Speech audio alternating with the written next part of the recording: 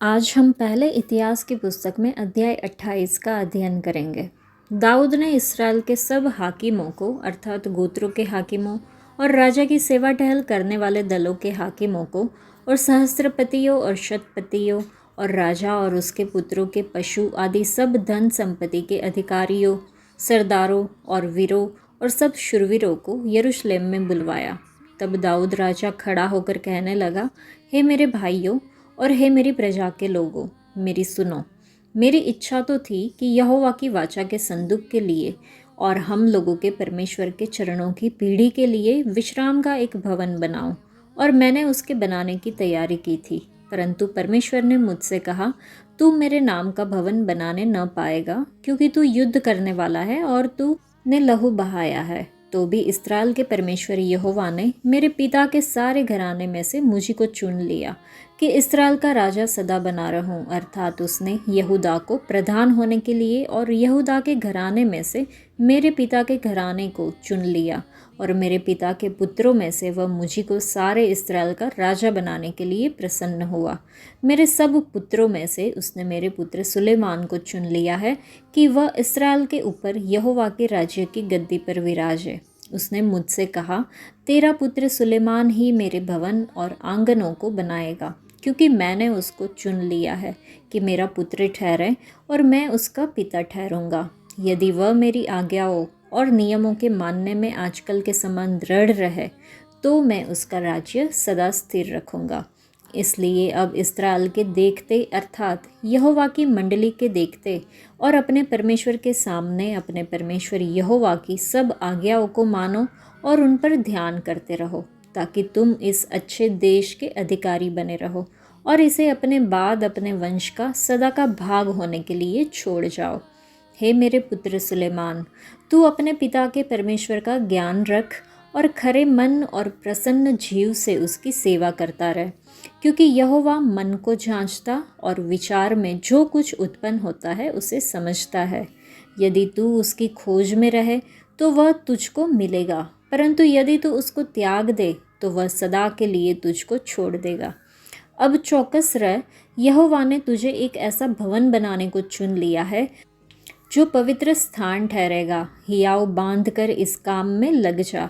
तब दाऊद ने अपने पुत्र सुलेमान को मंदिर के ओसारे, कोठरियों, भंडारों, अटारियों, भीतरी कोठरियों और प्रायश्चित के ढकने के स्थान का नमूना और यहोवा के भवन के आंगनों और चारों ओर की कोठरियों और परमेश्वर के भवन के भंडारों और पवित्र की हुई वस्तुओं के भंडारों के जो जो नमूने ईश्वर के आत्मा की प्रेरणा से उसको मिले थे, वे सब दे दिए। फिर याजकों और लेवियों के दलों और यहोवा के भवन की सेवा के सब कामों और यहोवा के भवन की सेवा के सब सामान अर्थात सब प्रकार की सेवा के लिए सोने के पात्रों के निमित्त सोना तोल कर और सब प्रकार की सेवा के लिए चांदी के पात्रों के निमित्त चांदी तोल कर और सोने की दिवटों के लिए और उनके दीपकों के लिए एक एक दिवट और उसके दीपकों का सोना तोलकर और चांदी की दिवटों के लिए एक एक दिवट और उसके दीपक की चांदी हर एक दिवट के काम के अनुसार तोलकर और भेंट की रोटी की मेजों के लिए एक एक मेज का सोना तोलकर और चांदी की मेजों के लिए चांदी और चोखे सोने के कांटों, कटोरों और प्यालों और सोने की कटोरियों के लिए एक एक कटोरी का सोना तोलकर और चांदी की कटोरियों के लिए एक एक कटोरी की चांदी तोलकर और धूप की वेदी के लिए ताया हुआ सोना तोलकर और रथ अर्थात यहोवा की वाचा का संदूक ढांकने वाले और पंख फैलाए हुए करूबों के नमूने के लिए सोना दे दिया। दाऊद ने कहा, मैंने यहोवा की शक्ति से जो मुझको मिली ये सब कुछ बुझकर लिख दिया है। फिर दाऊद ने अपने पुत्र सुलेमान से कहा, हियाव बांध और दृढ़ होकर इस काम में लग जा, मत डर और तेरा मन कच्चा ना हो, क्योंकि यहोवा परमेश्वर जो मेरा परमेश्वर है वह तेरे संग है, और जब तक यहोवा के भवन में जितना काम करना हो वह न हो चुके तब तक वह न तो तुझे धोखा देगा और न तुझे त्यागेगा। और देख, परमेश्वर के भवन के सब काम के लिए याजकों और लेवियों के दल ठहराए गए हैं, और सब प्रकार की सेवा के लिए सब प्रकार के काम प्रसन्नता से करने वाले बुद्धिमान पुरुष भी तेरा साथ देंगे।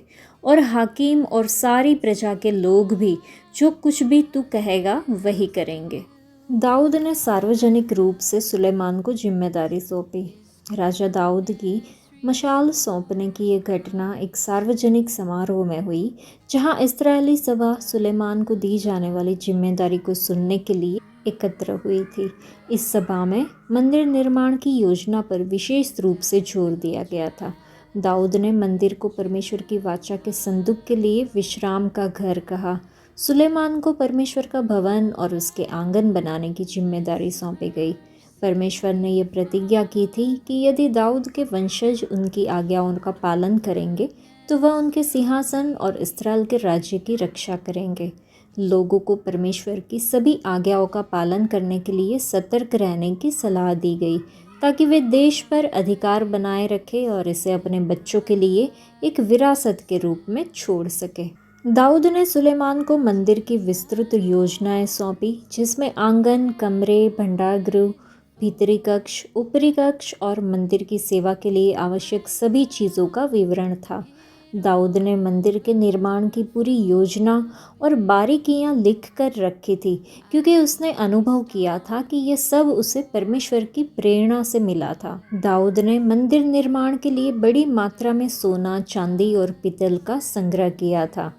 जिस प्रकार यहोशू की पुस्तक में पहले अध्याय में परमेश्वर ने यहोशू को इस्राएलियों को प्रतिज्ञा किए हुए देश में ले जाने के लिए प्रतिज्ञाएं दी थी, उसी प्रकार दाऊद ने भी सुलेमान से कहा कि साहसी बन और हिम्मत रख, इस कार्य को कर, मत डर, मत घबरा, क्योंकि यहोवा परमेश्वर, मेरा परमेश्वर तेरे साथ है।